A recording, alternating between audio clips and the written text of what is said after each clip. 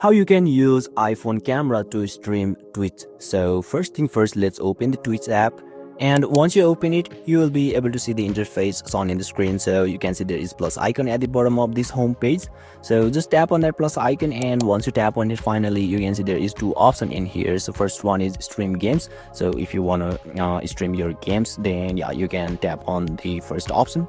But for now, you can see there is stream IRL, so we're gonna tap on second option.